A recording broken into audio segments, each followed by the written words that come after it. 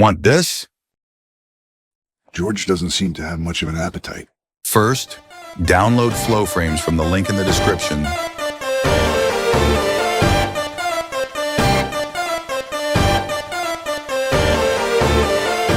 When the download is finished, open the app and there will be another 2 to 3 minute download.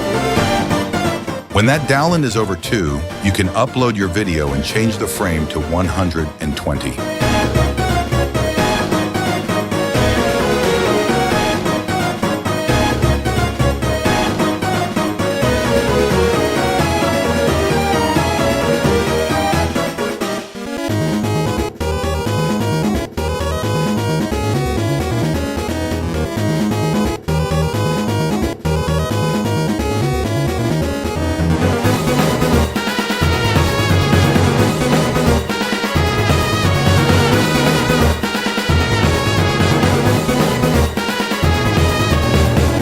Thanks for watching.